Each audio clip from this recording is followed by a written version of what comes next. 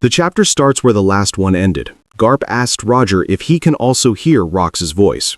Then Roger and Garp attacked Demon Rox. We see multiple pages of the battle. Roger and Garp's attacks didn't wound Rox. This confrontation ended with a colossal clash that created a massive wave of Conqueror's Hockey. Roger and Garp crashed into the mountains. The clash split the sky over God Valley. Roger and Garp got up after the clash, despite being wounded. They took off their jackets, ready to continue fighting. Two little Dendenmushi started ringing and they talked with their comrades. Roger and Garp say, "We will return." So, we're getting into the big battle here. We knew that this was happening based off of the end of the previous chapter, but yeah, as we assumed, Rox is probably more powerful than both of them here. Now, I don't know how much of this is like the Dami Reversi aspect of Rox making him the strong, because it is implied that it makes you stronger, but I'm just going to assume that Rox inherently is probably stronger than both Roger and Garp at this point in time, especially because it seems like they go into their prime like years after this. You know, they're not at the peak of their power right now. I mean, who is to say if Rox even is, but it just seems like he's stronger than them overall. Garp says, "Rox, Roger, I was planning on putting both of you in cuffs on this island, but now..." Roger says, "And my original plan was to take Shaki and the treasures and get the heck out of here. Seems like we'll have to team up, huh?"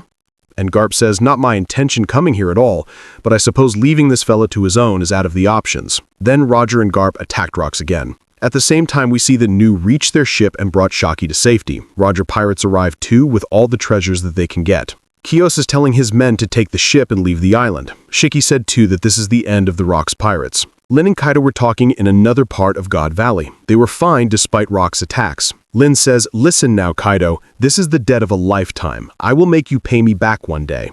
And Kaido says, "Idiot, I beat you in that competition for the fruit. That's the simple truth, Linlin. Just you see, I will establish a crew where violence is everything." Linlin says, "Getting ahead of ourselves, aren't we? You will never surpass me." And Shusen says, "Linlin, what are you doing? We're leaving. Take the treasures." And Linlin says, "I will come to collect that debt one day." Kaido says, "I will throw you back to where you came from." Hey, also guys, real quick, can we please get 2,000 likes on this video? I know you could do it. Grab that phone, hit that like button. It'll help me. It'll help the video. Thank you. I really appreciate it. So yeah, the Rox Pirates have officially disbanded at this point. Unfortunately, they were awesome, but we knew that it was going to happen.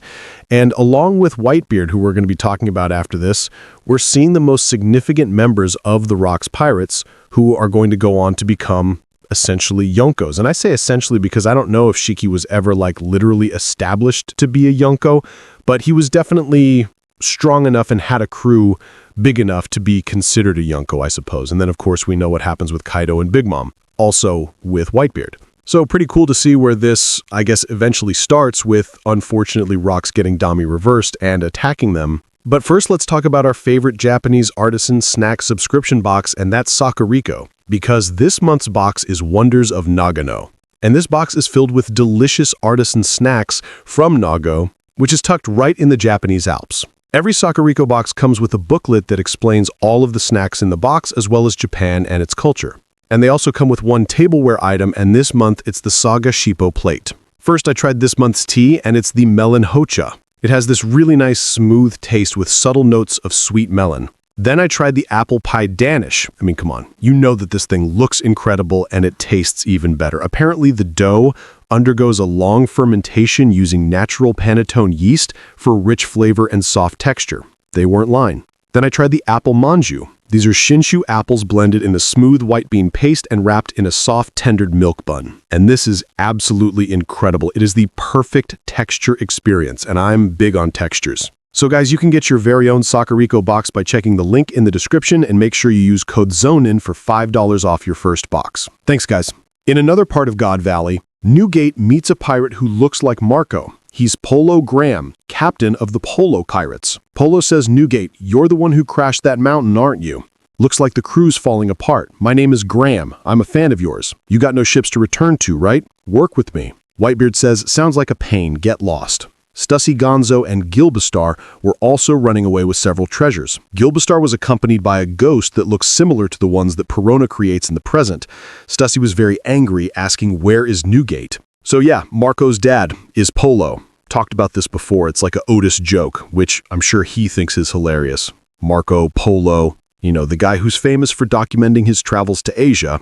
That's where the whole Marco Polo thing came from, and I guess Whitebeard is just taking over his ship, and that's how he starts his crew. Is that like the implication here? And then also P just takes his son. And also Gilbistar, he's like the guy with 4 arms, right? He originally had the Horo Horo fruit, the the ghost manipulation thing that Perona has. That's the implication here. And also I'm pretty sure Gilbistar is like one of the zombies on Thriller Bark, right? So that's a pretty cool tie-in. In one of the Marines' battleships, Dragon was threatening a higher-ranked Marine with a rifle to take some surviving civilians on the ship with them. On the other hand, Rayleigh and Gabon decided to return to the island to look for Roger. They asked the Roger pirates to leave the island and wait for them. All right, wow. Dragon has had like the full redemption this arc, at least with me. We were ragging on Dragon for a long time. Honestly, probably still will, depending on what he does in the story from this point on. But young Dragon, man, he was him, straight up, like threatening a higher-ranked Marine with a gun. Like, hey, take these civilians and get out of here. I love it. And also, I guess this means that Dragon still doesn't have his devil fruit powers yet, which we suspected. Emu in Saturn's body, normal Saturn's body, now has Emu's eyes, left the island on a world government ship. Emu ordered to erase God Valley from existence. Then the narrator explains how Marines from G11 base and Cypher Pulse 6 erased all the information about God Valley and the hunting tournament. So, wow, Emu is just piecing out of there. Just Dami reversed these rocks, and then it's like, oh, I'll just let rocks fight Garp and Roger, and I'll just leave. And them ordering to erase God Valley, I guess, means that Uranus is going to come in and fire down his lasers and, wipe it away. That's usually what that means when he says that, right? And Oda covering his tracks here saying that G11 base and Cypher Pulse 6 erased all the information about God Valley and the hunting tournament. So that's how that happened. Garp and Roger versus Rocks continues. The other huge mountain of God Valley was destroyed during the battle. Roger and Garp couldn't damage Rocks because, even though they coded their attacks with Conqueror's Haki, Rocks used his Conqueror's Haki to cancel them out. Against this background, Roger suggested to pour all of their Conqueror's Haki together into one attack to overcome Rocks. But that plan had a problem. After that attack, Roger and Garp will have no strength left. So it's a big gamble. But Garp agreed with Roger's plan. Then in the absolutely epic double page of the chapter, Roger and Garp use a combined attack to defeat Rocks. Roger says, Hino Kagasuchi no A's. The kanji means wise man of flame god. Garp says, infinitum explosion. Roger attacked with multiple thrusts to cut Rock's body, and Garp threw Rock several punches at the same time. This attack is similar to Luffy's Gummugal Mu. The chapter ends with Rox's defeat as the narrator talks about the legacy of the Rox pirates. The narrator says the world government sought to conceal the incident in its entirety. However, the group under Rox Decent Beck was an organization of chaos that shaped an era. The collapse of the Rox pirates shook the world with its defined echoes. End of chapter, break next week.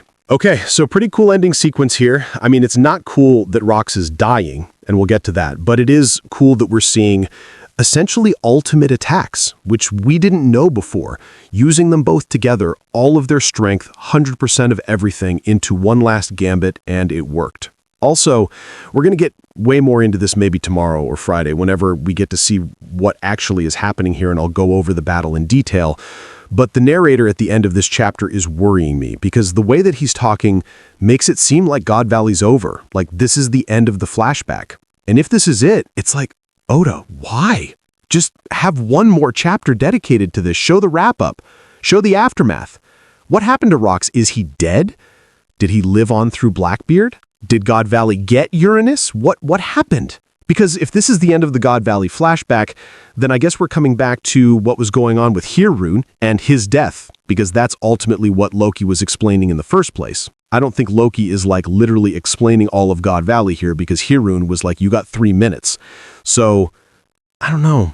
I mean, we're going to get the rest of Hirun's flashback, essentially. How he got Dami reversed, and that led to Loki killing him. But man, we need one more God Valley wrap-up flashback here, please. But let me know what you think about this in the comments, guys. If you liked the video, please give it a like and please subscribe if you haven't already. Have a great day, and I'll see you in the next one.